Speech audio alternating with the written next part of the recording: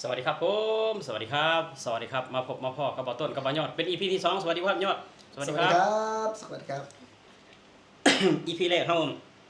เว้าเกี่ยวกับประเพณีบ้านเฮาเนาะแม่นประเพณีบ้านเฮาก็สิมีบุญบั้งไฟเนาะบุญพระเวทเนาะแม่นแต่อันนี้คือบ่ต้นจะให้บ่ยอดเบิ่งนะนี่เนาะประเพณีอันนี้ก็บุญบั้งไฟคือกันนี่อยู่บางเวียงอ่าบุญบั้งไฟอยู่บางเวียงพี่น้องบ่ต้นจะให้เบิ่งเนาะบุญไฟอยู่บางเวียงปี2025เนาะในวันที่28ที่ผ่านมาบุญไฟบางเวียงคือว่าเป็นบุญใหญ่ที่ใหญ่นะในประเทศลาวเฮานะ ถือว่าเป็นบุญที่ฮิตนะคนอยากไปเที่ยวทุกคนบ่ว่าที่พี่น้องเหนือใต้ของประเทศลาวก็ไปเที่ยวบุญวงเวียงอันนี้คือแบบว่าเพิ่นจุดบั้งไฟอยู่ในสวนหรือว่าไร่เนาะคืออยู่ไทยเหนือเขาสิเฮ็ดให้ปลูกข้าวอืมให้ปลูกข้าวที่เขียวๆนี่คือข้าวนะ เข้าข้าวแต่ว่าคนไปเบิ่งบั้งไฟน่ะเหยียบข้าวหมดเหยียบเบิดข้าวอืมบัดนี้คือแบบมีเสียงวิพากษ์วิจารณ์ว่าเฮ็ดบุญก็ควรเฮ็ดบุญบ่อนแบบว่าบ่ให้ผู้อื่นเดือดร้อนคือเฮ็ดแบบว่าสถานที่ที่แบบว่าบ่มีแบบว่าพืชผักสวนครัวเนาะหรือว่าข้าวปลูกอันนี้คือแบบว่าคนไปเบิ่งไฟน่ะเหยียบข้าวเขาหมดนี่เนาะถือกระแสวิพากษ์วิจารณ์มันนี่คือเจ้าของสวนนี่ออกมาแก้ว่าเจ้าของสวนนี่เต็มใจให้ทางวัดเนี่ยจัดงานบั้งไฟเต็มใจให้คนนี่เขาไปเหยียบเขาเข้าใจบ่เขาไปเหยียบเขา อืมหรือว่าเนื้อที่นี่ลายที่นี่เนาะเนื้อที่นี่ลาย หลายเลยนะ เต็มใจเนาะเพราะว่าคือกระแสวิพากษ์วิจารณ์เลยก็เจ้าของสวนออกมาแก้ข่าวว่าเต็มใจมอบให้วัดบ่ต้นก็คิดว่าวัดก็ควรคิดเห็นใจเขานี่บ่เอาสมมุติว่าเจ้าเป็นเจ้าอาวาสวัดเอาสมมุติว่าเจ้าเป็นว่าเจ้าอาวาส แล้ว เนาะ จะเป็นทั้งผู้ใหญ่บ้านเป็นทั้งเจ้าสมมุติว่าเจ้าเป็นเจ้าอาวาสวัดเจ้าเป็นผู้แบบว่าอ่าสี่เป็นสี่ตายมั้ยตัดสินได้ว่าเจ้าสิจัดบ่สมมุติว่าเอ้าสมมุติว่าประชาชนแบบว่าเฮ็ดให้เขากำลังงามนี่เนาะสมมุติว่าเดือน12มันสิได้เกี่ยวหรือเดือน11สิได้เกี่ยวเพราะว่าชีวิตลมหายใจสิฝากไว้กับให้ตัวนี้ในปีนี้น่ะฝากไว้กับเขาตัวนี้สมมุติเจ้าเป็นผู้ใหญ่ผู้ใหญ่บ้านหรือว่าเจ้าอาวาสวัดผู้ชี้ขาดนะเจ้าสิไปเฮ็ดบ่ขอถามเจ้านี่ บ่จะบ่เฮ็ดตั้งแต่ขออนุญาตบัดคำเนาะบ่เฮ็ดตั้งแต่เหยียบเข้าคุณบ่จันเอ้าคือเข้านี่เป็นสิ่งหนึ่งที่ต่อลมหายใจของเฮาเฮาสิเอามาให้มันอยู่พื้นเท้าพื้นตีนเฮานี่มันก็ค่อนข้างที่จะถ้าหากเอาเรื่องฮิตคองนะคือฮิตคองของลาวหรือว่าอีคนอีสานนี่นะก็จะคล้ายกันเนาะเข้านี่แม้แต่เวลามันเหี่ยเสียหายเฮาก็ต้องก้อออกมาเฮือนเฮาเข้าเฮาเวลาเฮาไปทำนานะอันนี้เอาเข้านี่ถ้าว่าฮิตคองประเภทนี้บุญบั้งไฟอ่ะบ่เฮ็ดก็ได้เด้อ้าวแต่เข้านี่เฮาต้องกินเนาะทุกคนต้องกินบ่ยอดถ้าในมุมมองบ่ยอดนะก็คือว่าบ่ยอดเนี่ยบ่ให้เฮ็ดแน่นอนเพราะว่าบ่เฮ็ดน้ำเหยียบเข้านี่บ่ยอดนะอันนี้คือทั้งเจ้าของไร่เนาะทุกคนเจ้าของไร่ข้าวกับภาคส่วนเกี่ยวข้องที่จัดงานบุญนี่เพิ่นออกมาแก้ข่าวว่า2ฝ่ายนี่คือเต็มใจให้เจ้าของสวนคือเต็มใจให้ผู้จัดงานบุญบั้งไฟนี่จัดแม่นไม่ไปออกมาเฮ็ดข่าวนะก็ทั้งผู้จัดกับเจ้าของสวนนี่นะออกมาแก้ข่าวว่ายินยอมให้จัดเพราะว่าถูกวิพากษ์วิจารณ์หลายเลยเด้คือวิพากษ์วิจารณ์หลายแล้วก็ออกมาแก้ข่าวบ่ต้นบ่ฮู้ว่าเจ้าของสวนได้เงินเท่าใดหั่นนะเพราะยังออกมาเว้าแบบนี้ แต่เว้าแบบบ่ได้สีหน้าแบบว่าคือคนบ่ได้ยินยอมนะคือมีคอมเมนต์ว่าเจ้าผู้ใจบุญหลายเจ้าผู้ใจบุญใหญ่ก็เวลาออกมาให้สัมภาษณ์ก็ยิ้มแน่เจ้าเฮ็ดบุญหลายบุญของไผนี่ให้คนไปเหยียบเขาอย่ายิ้มแน่แต่หน้าบูดอยู่เจ้าของให้บ่คันเว้าคันชดเชยมาหยังก็แล้วแต่นะมันแน่นอนมันก็คงจะมีในหั่นหลังจากที่คลิปออกบ่ใช่ว่าหลังจากที่ข่าวออก แต่ถ้าหากว่าเรื่องฮิตคองกับบุญบั้งไฟก็ฮิตคองเพลนี้เนาะเนี่ยเข้านี่ก็มันก็สำคัญกว่าบุญบั้งไฟอ่ะบ่ใช่ว่าอันนี้บ่ต้นบ่แม่นบุญฮะบ่แม่นบุญบาปเนาะบาปบ่ต้นว่าบาปคันว่าบุญแท้หั่นน่ะสิไปเหยียบอีหยังของเขาสร้างมาเขาก่อนสิได้เข้านี่เขาเอาไม้ซักได้ไม้ซักแล้วก็ยอดก็ซักอะไรกับผู้เจ้าของคลิปบ่แม่นได้ออกมากินนี่ก็แม่นแต่ว่าด้วยเหตุผลหยังก็บ่ฮู้แต่ออกมาแก้ข่าวว่ายินยอมให้วัดหรือว่าเจ้าอยากปลูกข้าวแล้วเจ้าอย่าเฮ็ดบุญนี่บ่ไปเฮ็ดแนวอื่นดีกว่าบ่ต้นว่าเนาะไปหาเก็บขยะตามถนนหนทางดีกว่าเนาะอันนี้คือเอาไม้นะซักลงพื้นแล้วก็หยอดเข้าแดดเดือน3เดือน4นี่นะเจ้าเฮ็ดบุญมื้อนี้นี่บ่พอ2ปีแล้วบ่ต้นว่าเรียบร้อยเรียบร้อยเลยระบุเขาชดเชยให้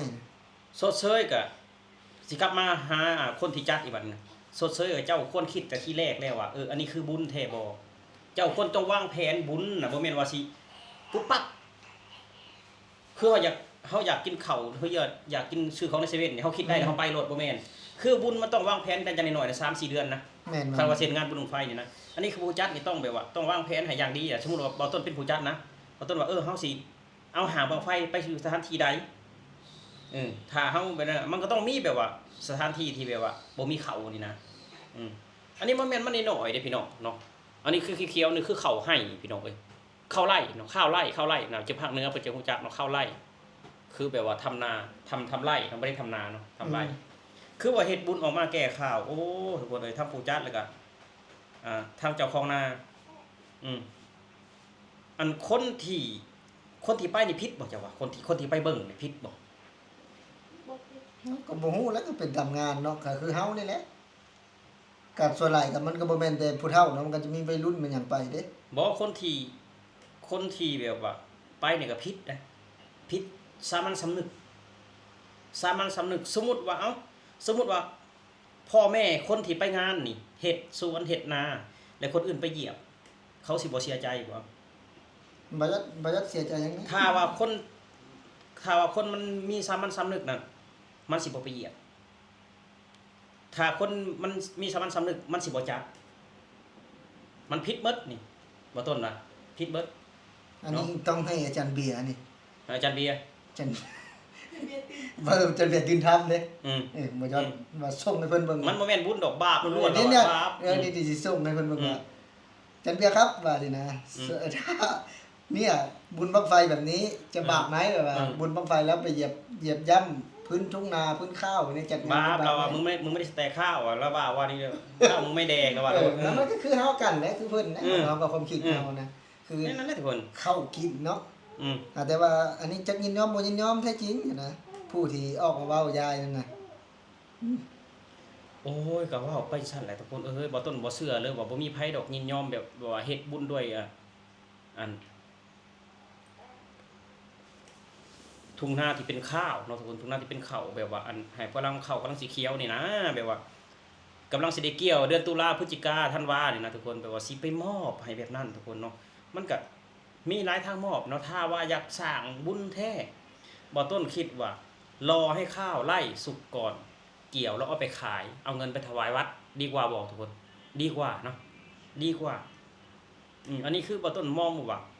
ผิดทั้งสองฝ่ายเนาะผู้ผิดแฮงก็คือผู้จัดทุกคนคือผู้จัดนี่คิดได้หน่อยอะลีทุกคนคิดหน่อยอะลีถ้าอยู่บ้านบ่ต้นเองบ่ต้นบ้านบ่ต้นเฮ็ดไปนี่บ่ต้นด่าคักเลยทุกคนด่าแห้งบ่ต้นบ่ต้นบ่ยันของร้อนบ่มันผิดนะก็ผิดนี่ก็ของร้อนก็ร้อนมามีพิษสมของร้อนมามีพิษก็มันผิดเมื่อไหร่มันผิดนะก็ผิดนี่แหละคือเขาว่าคนที่เป็นผู้นำคนที่เป็นผู้นำอันนี้คือผู้นำชุมชนเนาะบ่แม่นว่าเจ้าสิสละได้จะเป็นผู้นำแค่นี้เจ้ายังคิดบ่ได้เจ้ายังเอาคนทั่วสารทิศเนาะบ่ว่าภาคเหนือภาคใต้ของประเทศลาวมาเหยียบย่ำเขาให้ทุกคนมาเหยียบย่ำเขาให้ของประชาชนนี่นะที่แบบว่าทำเวลาแดดๆก็บ่ได้อยู่ได้เช้าเลยนะเพื่อจะทำมาเฮ็ดให้กับคนรวยเขาก็บ่เฮ็ดเนาะคนรวยก็บ่เฮ็ดแล้วคนรวยก็บ่เฮ็ดคนแบบว่าคนรวยก็ทำไร่สับปะรดเนาะไร่ข้าวโพดคือคนรวยอยู่ในประเทศไทยเขาเฮ็ดเนาะเฮ็ดไร่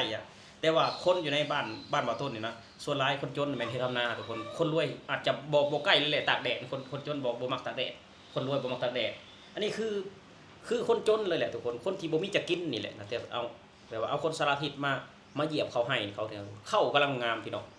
เข้ากำลังงามนี่คือบุญไฟได้นี่บุญบั้งไฟประเพณีได้นี่บุญทุกคนประเพณี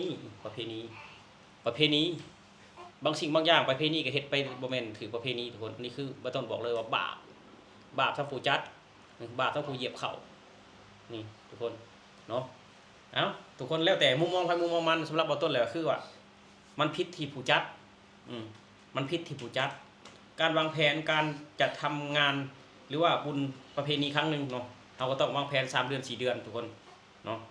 แต่เฮาทำงานอยู่ในประเทศไทยเงินเดือนเฮาออกมาเฮายังวางแผนเลยอันนี้คืองานแบบว่าระดับวังเวียงนะทุกคนวังเวียงคือเป็นเมืองแหล่งท่องเที่ยวที่คนไทยรู้จักหลายที่สุดนะก็ยังเฮ็ดแบบนี้นะทุกคนเนาะอันนี้คือบ่ต้นเชื่อเลยว่าค คนไทยมีอยู่5%อยู่นี่นะที่ไปเที่ยวงานนี้นะ มีอยู่5%คนไทยนะมีอยู่5%เพิ่นไปเที่ยวงานนี้พอบุญบั้งไฟบางเวียงนี่เพิ่นจัดยิ่งใหญ่เนาะเฮาก็บ่ได้กล่าวหาว่าคนไทยเพิ่นไปเหยียบเนาะบางทีเพิ่นก็อาจคนไทยเพิ่นอาจมีจิตใต้สำนึกเนาะเอาข้าวไปเหยียบมันทำไมเนาะแต่เวลาเพิ่นกินข้าวอยู่ในจานยังเหลือเพิ่นยังแบบบ่ทิ่มได้คนไทยได้เพิ่นสิกินให้หมดได้เนาะทุกคนสำหรับคลิปนี้เนาะน้องเมษาก็ให้แง่ๆเนาะทุกคนสำหรับคลิปนี้บ่ต้นกับบ่ยอดก็สิขอลาพี่ลาน้องไปเพียงแต่เท่านี้ทุกคนสำหรับคลิปนี้ก็ขอบคุณ FC ทุกๆคนที่เข้ามาให้กำลังใจเนาะมื้อนี้ก็อากาศร้อนพี่น้องบ้านพี่น้องร้อนอยู่บ่เนาะบ้านบ่ต้นนี่เพิ่นว่าค่ำๆนี่อาจจะมีฝนฟ้าคะนองเป็นบางแห่งเนาะทุกคนสำหรับคลิปนี้บ่ต้นขอกล่าวคำว่าสวัสดีครับผม สวัสดีครับผมสวัสดีครับ คือลอยดิ บันทึกได้ไหม